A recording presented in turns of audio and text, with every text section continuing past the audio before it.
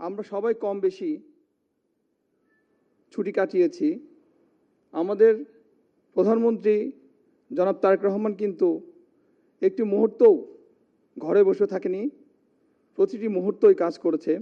বর্জ্য ব্যবস্থাপনা আপনারা দেখেছেন, এটা পরিষ্কার পরিচ্ছন্ন ঈদের পরে যে হলো কি না, আমাদের সিটি প্রশাসক আব্দুল সালামকে নিয়ে নিজে গাড়ি চালিয়ে কিন্তু ঢাকার রাজপথের অলিতে গলিতে ঘুরিয়ে সব দেখেছেন কোথায় কোনো খুদ আছে কি না, কোথায় পরিষ্কার পরিচ্ছন্ন হয়নি, কোথায় কারো গাফলতি, এগুলো কিন্তু উনি নিজে গাড়িতে বসে বসে ফোন করিয়েছে যে এলাকার দায়িত্ব কার, এই কাজটা কার, এটা পরিচ্ছন্ন কেন হলো না, এটা কার দায়িত্ব ছিল, এগুলো কিন্তু উনি পুঙ্খানুপুঙ্খভাবে এগুলো তদারকি করেছেন নিজে।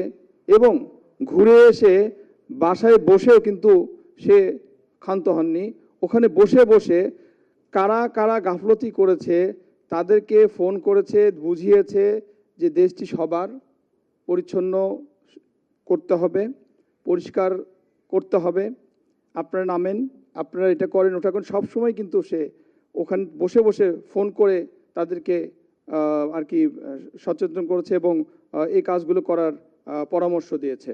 আমরা ইদানিং একটা জিনিস দেখছি, সেটা হচ্ছে আমাদের বিভিন্ন আপনার ডিজিটাল মিডিয়া যেগুলো আছে, পত্রিকা এবং টেলিভিশনের এবং অনলাইনে ফেসবুকে হঠাৎ একটি ফটো কাট অথবা ছোট্ট একটি ভিডিও ক্লিপ যেটা আপনার মানে নিমেষে ভাইরাল করে দেওয়া হচ্ছে।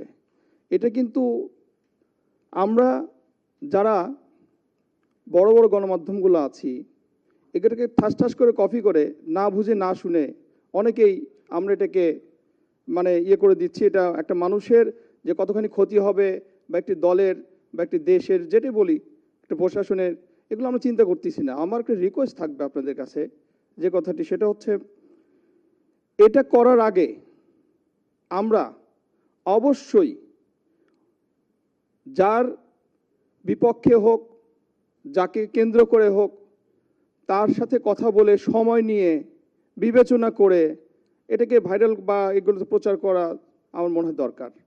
না হতে এটাতে কিন্তু অনেকে কিন্তু বিভিন্নভাবে ক্ষতিগ্রস্ত হচ্ছে, সামাজিক হেয় প্রতিপন্ন হচ্ছে। আমাদের মাননীয় প্রধানমন্ত্রী উনি কিন্তু দেশ গড়ার জন্য মানে জীবন বাজি রেখে কাজ করছে।